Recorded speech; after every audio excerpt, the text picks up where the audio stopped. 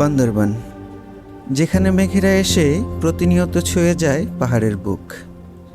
এই পাহাড়ি রাস্তায় যখন মোটরসাইকেলের চাকা ঘোরে, তখন মনে হয় আমরা কেবলই পথ চলছি না, আমরা যেন স্বাধীনতার এক নতুন ভাষা শিখছি, যেখানে প্রতিটি বাঁক এক একটি নতুন দৃশ্যের জন্ম দেয়, আর প্রতিটি কিলোমিটার মনে করিয়ে দেয় গন্তব্য কেবলই মাত্র বাহানা, আসল সৌন্দর্য লুকিয়ে আছে এই যাত্রায়। উঁচু নিচু পিচ ঢালা পথ আর সবুজে মোড়ানো উপত্যকা ভেদ করে আজ আমরা পাড়ি দেব বাংলাদেশের সবচেয়ে সুন্দর পাহাড়ি সড়ক থানচি রোড। তাহলে চলুন শুরু হোক মেঘের দেশে আমাদের অবিস্মরণীয় সিনেম্যাটিক রাইড।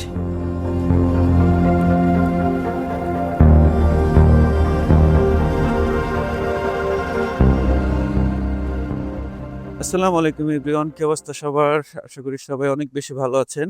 আজকে আমাদের বান্দরবান ট্যুরের দ্বিতীয় দিন, আর কিছুক্ষণ আগে আমার এনএসএ তেল লোড দিলাম। তো মোটামুটি 300 কিলো রাইড করে আসছি, আর এবার হচ্ছে আমার এনএসএ মাইলেজ পাইছি 54। অবিশ্বাস্য বিষয়, মাইলেজ 54। আমরা অবশ্য ইকোনমি মোডে এই বাইকটা ঢাকা থেকে চালা আসছি, যার কারণে মাইলেজটা এত বেশি। অনেকে হয়তো বিশ্বাসও করতে চাইবে না যে এনএস একটা 4x গাড়িতে 54 মতো মাইলেজ।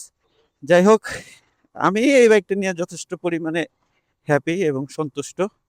আর এখন যাচ্ছি, দেখতেই পাচ্ছেন আমরা এখন নীলগিরির উদ্দেশ্যে যাচ্ছি।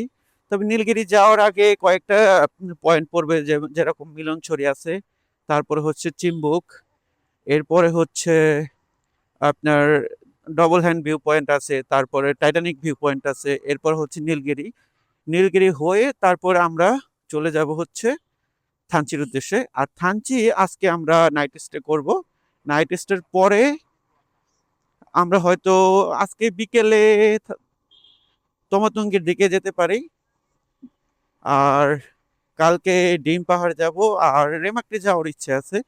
তো ইনশাল্লাহ সবকিছু যদি ঠিকঠাক থাকে আমরা রেমাক্রিতেও একটা দিন থাকার প্ল্যান করতেছি। ব্লগটি যদি ভালো লেগে থাকে এই পর্যন্ত, ভাই আপনাদের কাছে বলতে চাই, প্লিজ লাইক কমেন্ট শেয়ার করবেন। আর চ্যানেলটি যদি সাবস্ক্রাইব করা থাকে তাহলেও আপনাকে অসংখ্য অসংখ্য ধন্যবাদ। আর যদি সাবস্ক্রাইব না থাকে, অনুরোধ থাকবে সাবস্ক্রাইব করে যাবেন। ইন্ট্রো পর্ব তো শেষ, এবার শুরু হলো আজকের আসল যাত্রা। বান্দরবান শহর পেছনে ফেলে আমরা এগিয়ে চলেছি নীলগিরির পথে।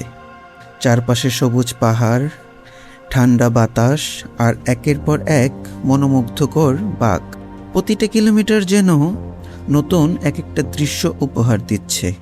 পথের এই সৌন্দর্য উপভোগ করতে করতে আমরা পৌঁছে গেলাম মিলনছড়িতে।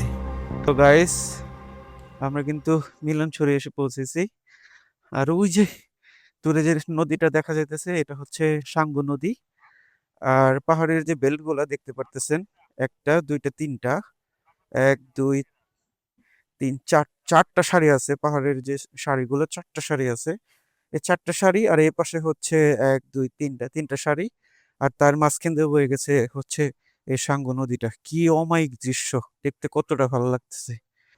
তো আমাদের ছবি টবি তোলা শেষ।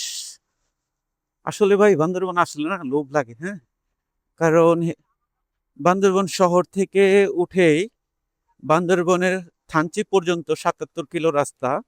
সেই রাস্তা পুরোটাই কিন্তু ছবি তোলার মতো ল্যান্ডস্কেপ আছে, প্রচুর প্রচুর। আপনি যেখানেই দেখবেন, যেদিকে দেখবেন, সেইখানে আপনার মন চাইবে যে আমি কিছু ছবি তুলি।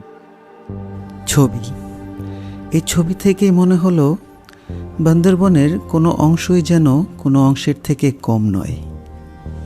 এখানকার প্রতিটি ল্যান্ডস্কেপ যেন এক একটা জীবন্ত ছবি, আর প্রতিটি বাঁক পেরোলেই চোখের সামনে খুলে যায় নতুন এক সৌন্দর্য। পাহাড়ি এই স্বর্গীয় পথ ধরে চলতে চলতেই বেশ কিছুটা সময় কেটে গেল। অবশেষে একটু বিরতি নেওয়ার সময় হলো, তাই রাস্তার পাশেই ছোট্ট একটি পাহাড়ি দোকানে বাইক থামালাম। সেখানে পাহাড়ি দাদা টাটকা মিষ্টি পাকা আম বিক্রি করছিলেন। দাদা, কেজি কত করে? হ্যাঁ, 50 টাকা কেজি। আমরা 5 জন মিলে দাদার কাছ থেকে ওজন করে কয়েকটা পাকা আম কিনে নিলাম। তারপর পাহাড়ের শীতল বাতাসে দাঁড়িয়ে সবাই মিলে আম খেতে শুরু করলাম। তো আমরা কিছু সময় এই এই জায়গাটাতে বসে আছি। জায়গাটা খুবই ঠান্ডা। আর এখানে মূলত থামছিলাম হচ্ছে, দেখলাম এক পাহাড়ি দাদা আম বিক্রি করতেছে এখানে, ফরমালিন মুক্ত আম, আর সাথে কলাও বিক্রি করতেছে। তো বন্ধুরা মিলে এখানে আমরা একটু থামলাম যে আম খাওয়ার উদ্দেশ্যে। কিন্তু আম খাইতে যায় এই পাশের যে ভিউটা, এই ভিউটা দেখে আমরা একবারে মুগ্ধ হয়ে গেছি সবাই। আর যার কারণে এখানে একটু দাঁড়ালাম। আর এই জায়গাটার মধ্যে ঠান্ডা মৃদু বাতাস বইতেছে, আর যেটা হচ্ছে শরীরের জন্য খুবই আরামদায়ক। এই জন্য আমরা এই গাছটার এখানে বসছি, বন্ধুরা মিলে একটু সময় পার করতেছি। তো আসলে জীবনের স্মৃতি হিসেবে এই সময়গুলো হচ্ছে রয়ে যাবে ক্যামেরাবন্দি হয়ে। আর আপনাদের উদ্দেশ্যে কিছু কথা বলতে চাই। আপনারা যারা এখনো বান্দরবন ভ্রমণ করেন নাই, আমি মনে করব আপনাদের বাংলাদেশ দেখা হয়নি। যদি বাংলাদেশ ঘুরে দেখতে চান তাহলে এই বান্দরবন আসতেই হবে। অনেকেই আছে অনেক অনেক লোকেশনে ঘুরেন বা বিদেশে যেয়ে ঘুরেন। আমি বলবো ভাই, আপনারা সবার আগে বাংলাদেশে যদি ঘুরতে চান, বাংলাদেশকে যদি দেখতে চান, তাহলে বান্দরবনে আসেন। বান্দরবনের মতো জায়গা বাংলাদেশে আর দ্বিতীয় কোনো এর জায়গা নিতে পারবে এরকম জায়গা আছে কিনা আমার আসলে জানা নাই। আপনারা অনেকে সাজেকে যান, এক্সপেন্সিভ হোটেলগুলোতে, রিসোর্টগুলোতে থাকেন, আপনারা যান, সেখানে সমস্যা নাই। কিন্তু এই সাইডটাতেও একটু আসেন। আসার পর দেখবেন এই এই যে ভিউগুলা, এই ভিউগুলা কিন্তু পাবেন না সাজেকে। কিন্তু এখন যে ব্যাপার স্যাপারগুলো, সেই ব্যাপার স্যাপারগুলো কিন্তু আর বিদ্যমান নাই এখন। তো এখনো পর্যন্ত বান্দরবনটাই আনটাচ রয়ে গেছে। আর আমরা মনে প্রাণে চাই যে এই বান্দরবনটা এরকমই থাকুক, থাকুক, আনটাচ থাকুক। আমরা আসলে শহরের মতো ইট পাথরের জঞ্জাট এখানে দেখতে চাই না। যেরকমটা আছে আমরা এরকমটাই চাই। তোমরা কি বল সবাই? হ্যাঁ, অবশ্যই। তো এই সাইডটাতে আছি, খুবই ভালো লাগতেছে। আর এর যে ভিউ, মাশাআল্লাহ মাশাআল্লাহ। তো এখন আমাদের আম টাম খাওয়া শেষ হয়েছে, কলা খাইলাম। এখন আমরা আবার আমাদের যাত্রা শুরু করব, জার্নিটা শুরু করব এখান থেকে। আবার আমরা রওনা দিব থানচির উদ্দেশ্যে। তো আমাদের বিরতি দেওয়া মোটামুটি শেষ। এখন আমরা আবার জার্নিটা শুরু করলাম। বেশ ভালো সময় কাটাইলাম এখানে প্রকৃতির ভিউর মাঝে। আসলে ভাই, এখানে যে কোনো জায়গায় যদি বসেন না, কিভাবে সময় কাটে আসলে বলা যায় না। অতি দ্রুত সময়টা চলে যায় এখানে। আর কি বলবো ভাই, এই প্রকৃতির প্রেমে আপনাকে পড়তেই হবে। আপনি যখনই এই দিকগুলোতে একটুখানি তাকাবেন না, তখন আসলে মনে করেন যে মনোমুগ্ধকর হয়ে যাবেন আর বিভোরে তাকিয়ে থাকবেন। আর সময় কিভাবে চলে যাবে আপনি নিজেও বুঝবেন না। দেখেন ওই যে ছোট্ট একটা জুমঘর। আর এইবার অশেষ আল্লাহর দরবারে অশেষ শুক্রিয়া, কারণ হচ্ছে আমরা গেলবার যখন আসছিলাম এই পাহাড়টা পুরো শুকনা ছিল, মনে হয়েছিল আগুন দিয়ে কেউ পুড়ে দিছে, এরকম একটা পরিবেশ ছিল। কিন্তু এইবার আসছি আমরা পুরো মনসুন সিজনে, যার কারণে দেখেন যেখানে তাকাবেন এখানে ফুল ফুটে আছে। তারপর গাছগুলো কত সবুজ, কারণ এখন মোটামুটি হালকা পাতলা বৃষ্টি হইতেছে পাহাড়ে।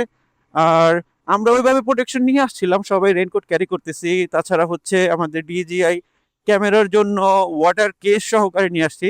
যদি বৃষ্টি হতো তাহলে হয়তো বৃষ্টিতে ভিজে একটা দিন রাইড করতাম, কিন্তু এই পর্যন্ত এখনো বৃষ্টি দেখলাম না ওইভাবে। তো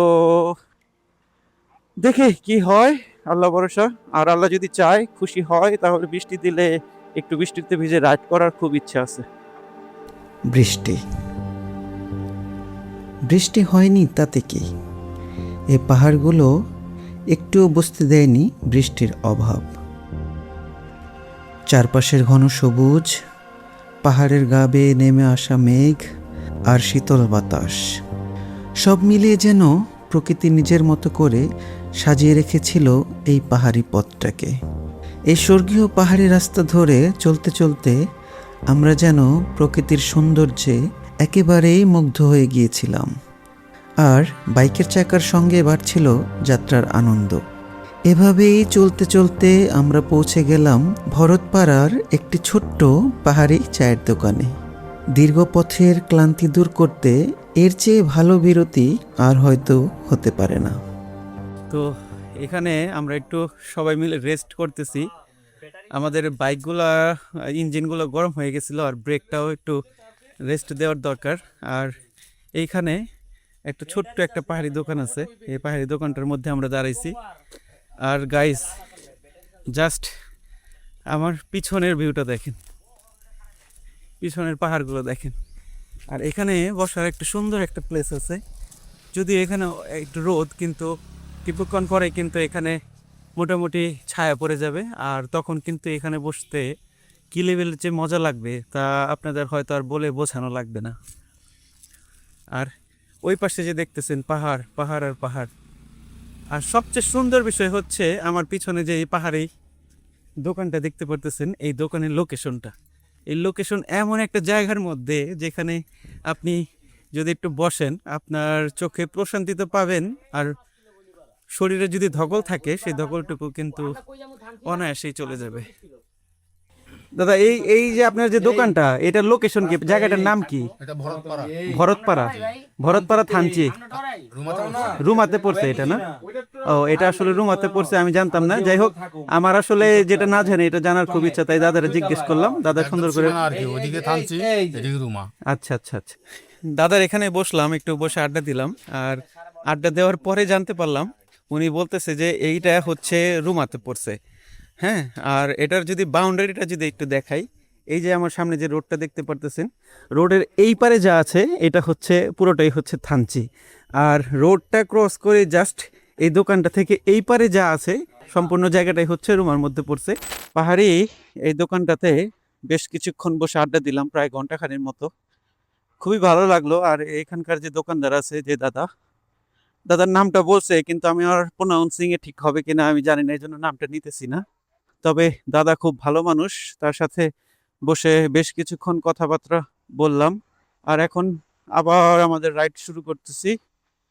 আজকে আমাদের হাতে বেশ লম্বা সময় নিয়ে আমরা বের হয়েছিলাম, যার কারণে আমাদের যেখানে যেখানে মন চাইতেছিল যে এখানে একটু থামা দরকার, ওই জায়গাগুলোতে আমরা আসলে থেমে থেমে থেমে থেমে যাইতেছিলাম।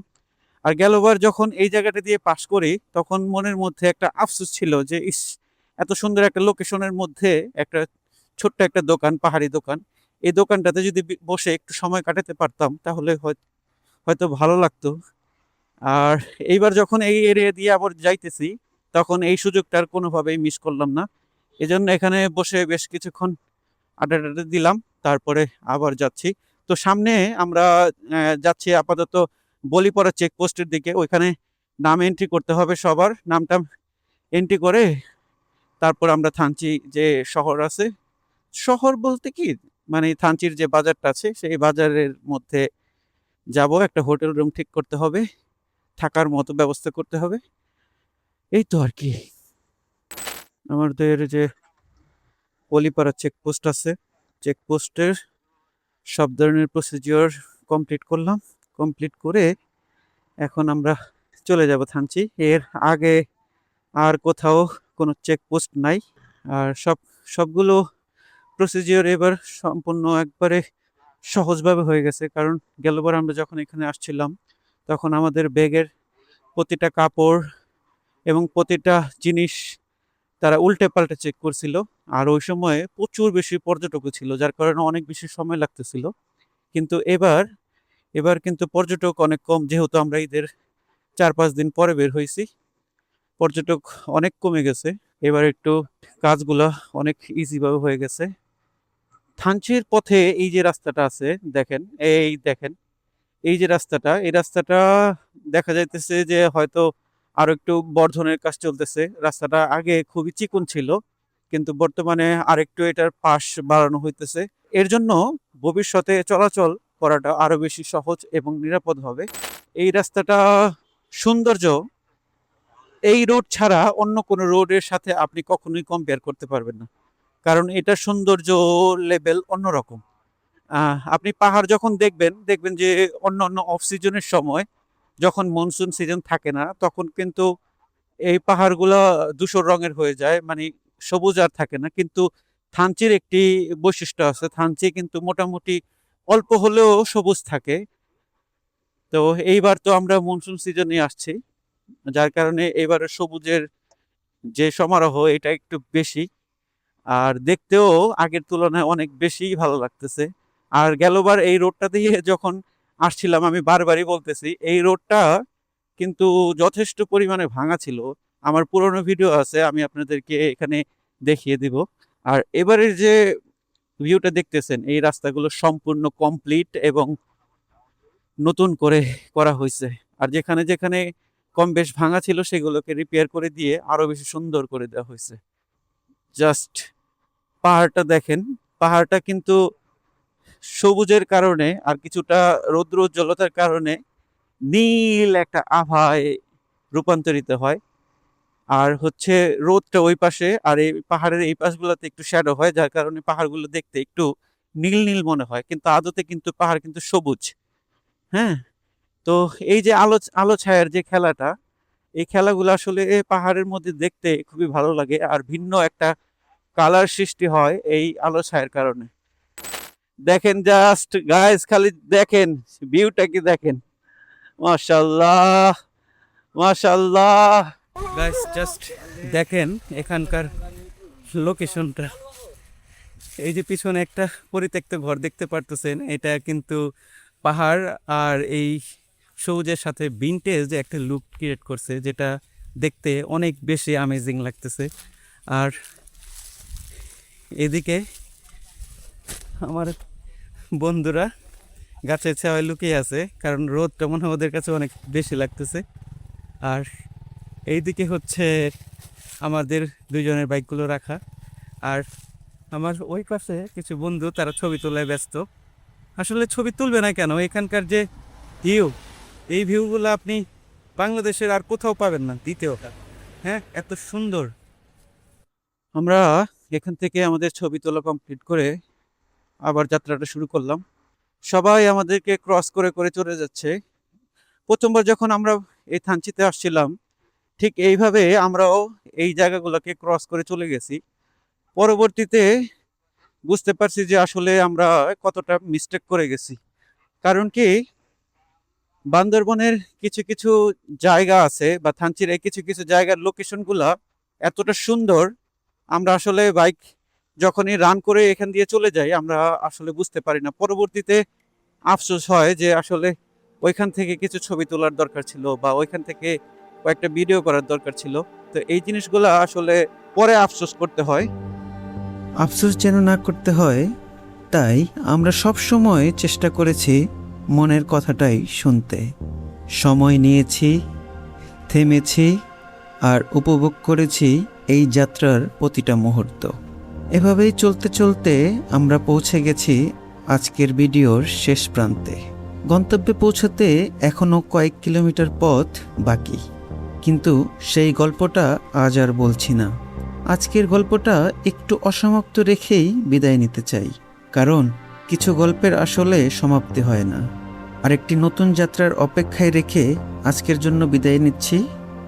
ততক্ষণ ভালো থাকবেন, সুস্থ থাকবেন। আল্লাহ হাফেজ।